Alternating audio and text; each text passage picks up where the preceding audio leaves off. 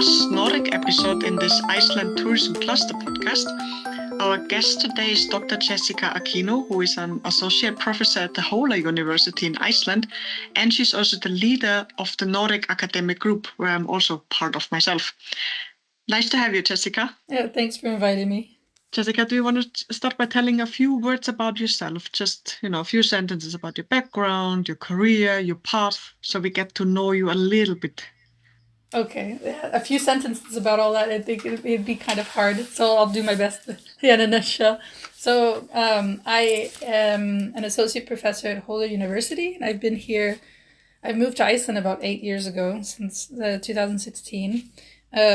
So I have a very interdisciplinary background. My undergraduate's in conservation biology, which is now called sustainability, and my master's is in tourism recreation studies. And I looked more at what inclusive,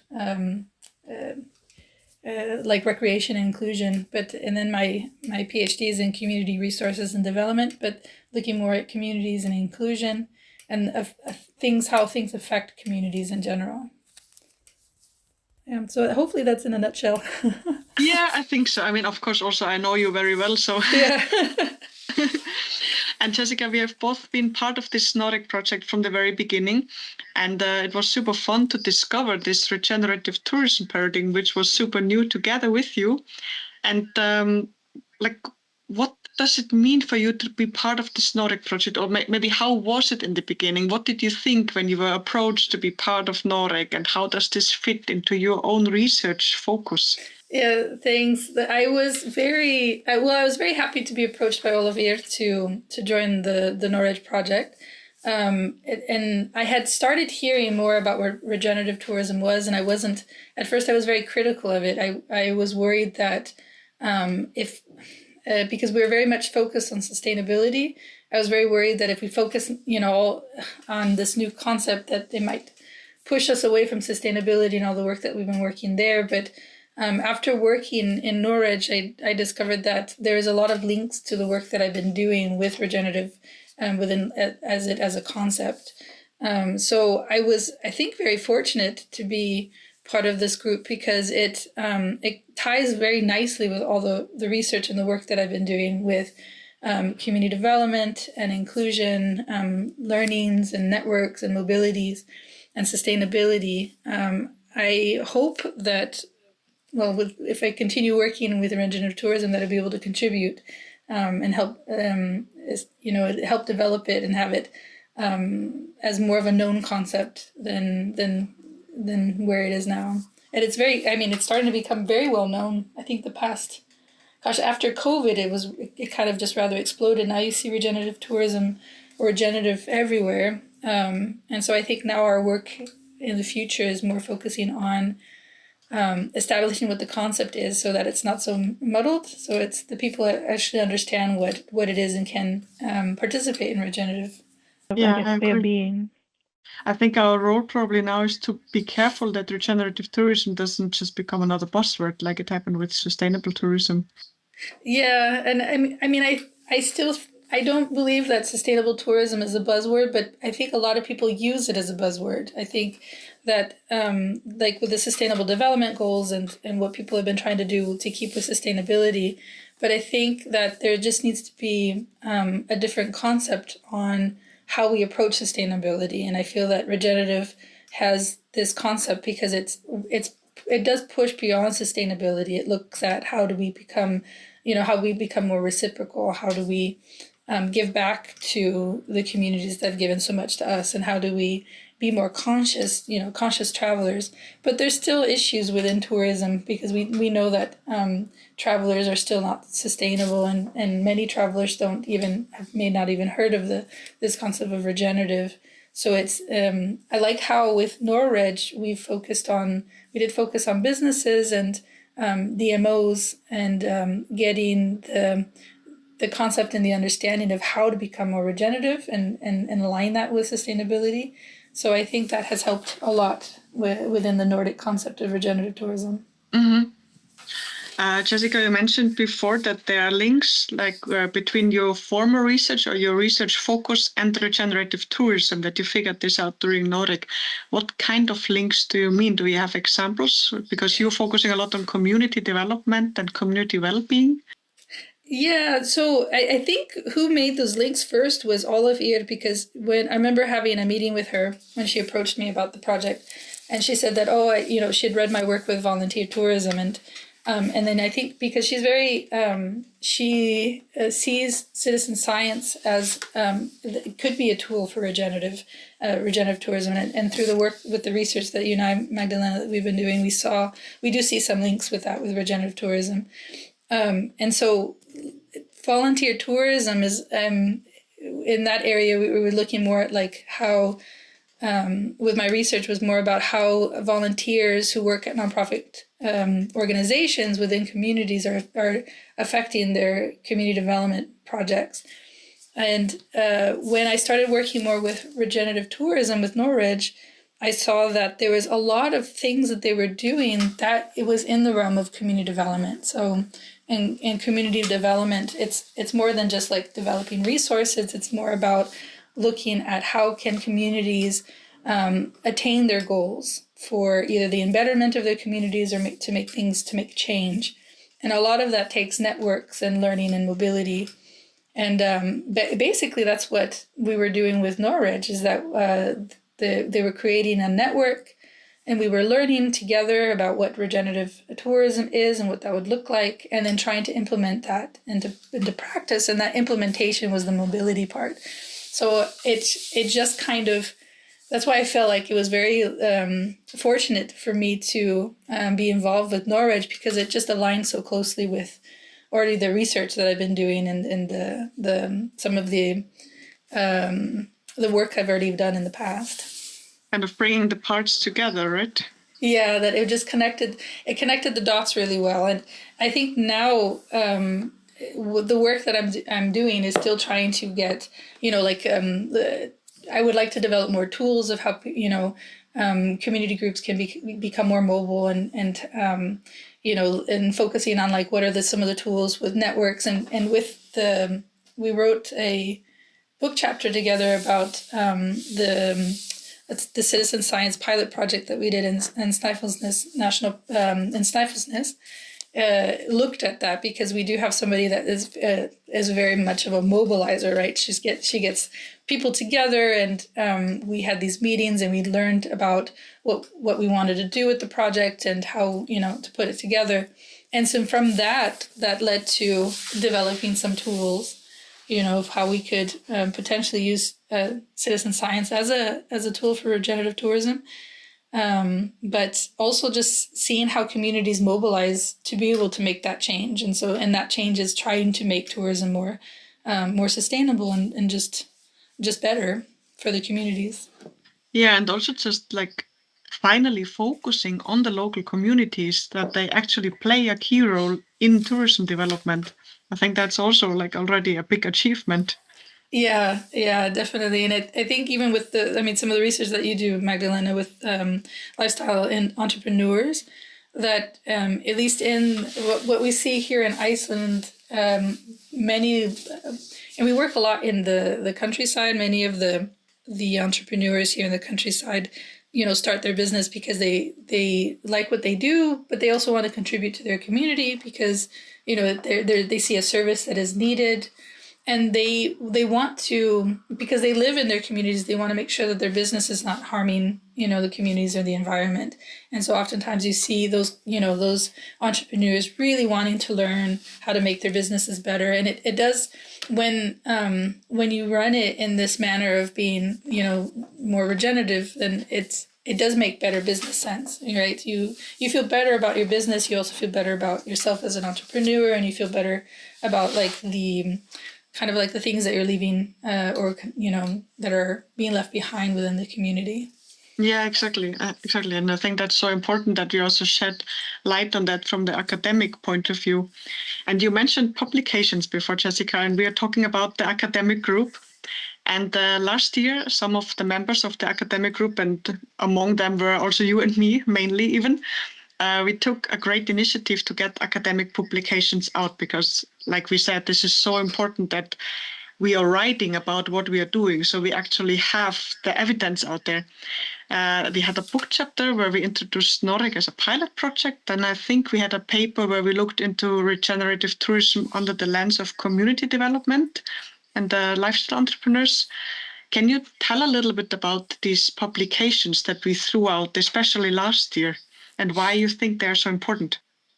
Yeah, well, I hope they are. I hope that people who read them, that it's going to kind of highlight the work that we've been doing with NOREG and kind of describe where we think that, or from the work that we've been doing with NOREG, what the group feels where tourism should be going, because it was a very collaborative effort.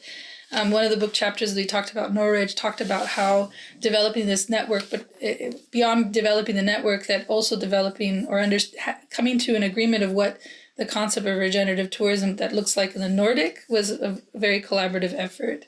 And I think now it should be more inclusive, right? It should be more, because we looked at just particularly our group. So it's a Nordic perspective, but from our group, from NOREG, but it may not be a Nordic perspective, like a whole region. So I think we need to kind of still connect with other academics and other practitioners that are working within the realm of regenerative tourism and try to understand that concept more as a whole. But that's why it's really great that this group started that, because it kind of felt like it was the foothold. It was the momentum that started this movement, right? And the paper that we wrote together with Francesc, we talked about community development within regenerative tourism and social entrepreneurs, but it was basically just that, about trying to kind of highlight what community development is. Because I think a lot of times people may have a misconception of what community development is, because it is about inclusion and making communities better and making them or helping them become more resilient. And I saw that with regenerative tourism and or at least with the concept with regenerative. So we wrote this paper that looked at regenerative tourism and community development and looked in focusing on lifestyle entrepreneurs. And it was interesting to see, because you do, again, like, I said before, that it's people who, work and live in the community really do want to make their communities better. They want to be, good citizens in that sense. But oftentimes when you work in a service industry like tourism, they just want to help, provide better services to the community, but also to visitors that are coming. Mm-hmm. Mm-hmm. Yeah. But do you think that we need more case studies? Because you were talking a lot now that tourism businesses want to make their businesses more sustainable. They want to learn about what can they do. Do you think it would be more beneficial if we would add more case studies to our research and throw that on? Yeah, definitely. Because I think right now what the view that we have is very much focused on the entrepreneurs and the people that worked within this project, right? So it's a very small sample if you think about it. If you look at Nordic regionally, geographically as a whole, it's quite big. And so we do need more case studies to see what are those businesses doing for regenerative, and what does regenerative mean to them? The more that we know about it, the more that we study about it, I think we can give us a better understanding of this concept of regenerative tourism, especially since we call it, the Nordic concept of regenerative tourism. There are many social groups that aren't included yet because our group was so small, but looking at indigenous perspectives of regenerative tourism and looking at other ethical concepts of regenerative and what within tourism itself, how do we empower local communities to make make sustainable development for their tourism development, and how do we connect more entrepreneurs to others to be able to learn from each other, right? To make those adaptations, because sometimes something may work in one community and it may not work in another community, right? So it'd be really interesting to hear those voices and see what what are they doing to make things more sustainable and to make the communities more resilient. Mm-hmm. Feels like there are so many best practice examples of regenerative tourism spread all over the world, and it seems like we should just bring them somehow together, right? Yeah, definitely. And I know it can be a little bit more complicated than the way that we're making it sound, because there is sometimes some disconnect between practitioners and policymakers and communities, and so there needs to be tools that we need to create that share capacity and share knowledge in an equitable way, because oftentimes, we see it in when we look at civic engagement. We try to get people together, but sometimes the way that we're inviting them may not be inclusive, right? So we need to kind of like reconsider that within tourism and within the tourism discussion. Like, is everybody included in this discussion, and who is being left out? Who is included? Why is there, are their voices missing? Are we missing a bigger picture? And that's the same with these case studies, right? So we have, again, we have such a small sample, so we need to have bigger examples from different places in the Nordic to be able to see these case studies, to see how it's happening in their communities, right? Because they may have something that's more innovative that we hadn't thought about, or they have maybe examples of how they've been able to be more inclusive and engaging of the communities, especially with some voices that are not often heard. Usually it's youth. So the youth that are, maybe looking for training and education, and they want to, they may have an interest in tourism industry. How do we engage the youth, and how do we hear from their viewpoints, especially since they live in their communities. So, and the aspect that I like more about with community development is that that's cool places to live or cool places to visit, right? So if we develop communities that are very, resilient and have services that we need, people are happy, and there's more, there's better well-being. But if we focus just on tourism, oftentimes we think just about tourism businesses, right? And so there's that disconnect with communities. So when we think about regenerative tourism, it needs to be with the community at heart. And thinking about communities, you also think about the natural communities and also the social communities, right? So it has to be very holistic. That's why it's more complicated than it really seems. But that's and very big, and so it takes a lot of actors. It takes a lot of people working together, and I think that's why we do need to develop those tools to be able to work better together and more effectively, and also to make sure that we're inclusive. That's a super good point. But I think also what you say about the inclusiveness. Remember when last year we were trying to instigate a project about the local food entrepreneurs, and we just didn't manage to get local food entrepreneurs involved. So even though we have to include all these actors, they don't necessarily think yet that they should be included. Yeah, it's with other projects that I worked on so I worked on this wildlife monitoring with youth. Sometimes teachers felt a little bit like they don't have the training or they don't have the knowledge to be able to do that with their youth groups.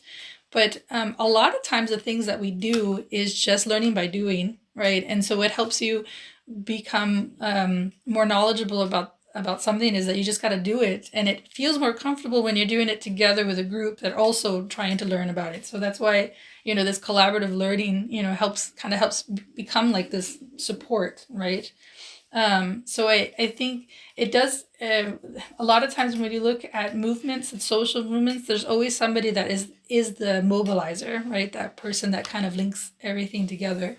And I think it's kind of a matter of meeting these people that are these social mobilizers that kind of help bring people together. And sometimes it works out, sometimes it doesn't. Sometimes we try to do it. It's a little bit harder when we try to collaborate in different communities. You have to have that social mobilizer in these different communities to get together and move. And I think maybe we just need to it does take a little bit of luck, to be able to to get that forward. But it's also very, there is a challenge with tourism because in the tourism industry, people are very busy, especially during the summer seasons here. In the countryside here in Iceland, we experience both over tourism and under tourism. So we get a bit of over tourism in the summer, but in some places there's just very, not much tourism that's happening in the countryside. So it can be a challenge about even when we're doing these projects and doing these studies to try to get everybody together. Yeah, it is. And also, I think probably what the best approach would be for driving this concept of regenerative tourism forward is just to do action research, right? We as a researcher being with all the time, figuring out who are these mobilizing people in the communities, and then just be with. But of course, we don't have all this time in the world. No, and it does. So through the networks, you end up finding people that, are working on something, and then you kind of join. And it does feel like it just depends on who you end up meeting and how, and then the timing of it, if it just works out. But even if it doesn't, like what I've noticed with some other projects, even if it didn't work out with one project, like let's say, because even applying, so in the academic world, God, you start engaging people, right? And then you get a group together, then you apply, and then you don't get funding, and then what, right? And so I think we're very cautious about it. Sometimes we as academics, we just we just want to write this application, and then if we get it, then we'll start engaging the communities, because then it gets very frustrating when you ask, if people would be willing to participate, and then you don't get anything. And that's happened to me several times. But and I wish I wish there was funding that would be, I wish they would just fund us, right? That we all as academics wish that would happen. But how do we, and I don't have the answer to that, with funding, how do we make sure, what is the, I don't know, I think I'm going to go down a road probably that you don't want me to go on, but there's several challenges that the academics face with working with communities, getting funding, and being making sure that the project itself is working. And so there's lots of skills that academic people need as well, right? And there's also we have to also be aware of people seeing us as a higher ranking than them, right? We want to be equitable. So when we use action research, everybody's included in the research, and then it does take some skill in giving up some of the control within the project, right? So making sure that we have to make sure that the project itself is scientifically sound. But when you work with communities, you also have to kind of give up some of that control as well. And so that's where it gets involved, a lot of teaching and training, and working more collaboratively together rather than having this hierarchy. Yeah, I agree. And I also think once you manage to find the balance there, then you get the results. Then people start to trust you and tell you things that you actually need for your research. Yeah, definitely. Last question, Jessica, what is your vision with regenerative tourism within your work? Is there something that you're focusing on at the moment, or that you would like to focus more in the future that you think is super important? My vision for regenerative tourism is I really do hope that we can make tourism more sustainable, that we can make it more, that it's not taking so much from the environment, then it's not taking so much from communities. And that's why I was attracted to the concept of regenerative tourism, because I feel like it's more of a way of being, more an understanding of how we should just function and be in the world. But right now, what I've been focusing on with my research is understanding the concept of regenerative tourism. I feel like, or just regenerative, because I feel like it's not something that you get right away. I think it's something that you have to kind of reflect on a lot to be able to understand how do we have this mindset for regenerative, right? And the projects that I've been working on have been focusing on knowledge sharing and capacity sharing, and mobilizing communities to have a better voice with decision makings in their projects, and trying to develop those tools, because like I said before, it is a very complex. It sounds very simple, but it's very complex with the many actors. Not everybody agrees. There's how do you handle disputes and disagreements, and this idea that there's many different viewpoints. How do we come to a better holistic view of what's happening? So it's very. Hopefully that I'm going to be able to kind of give back to my field, in the sense that I'm going to be leaving, or that the work that I'm doing is going to be of use, of some value, is what I really hope. I think many of us hope that. So hopefully, that's I guess that's it. Yeah, so I hope that I can contribute to my field, and I really do hope that the concept of regenerative, it does help the communities, and helps wildlife, helps us here in this world. Oh, and it sounds that this would be achievable. So fingers crossed. Yeah, hope so. Thank you so much for sharing your thoughts, Jessica. All right, thanks.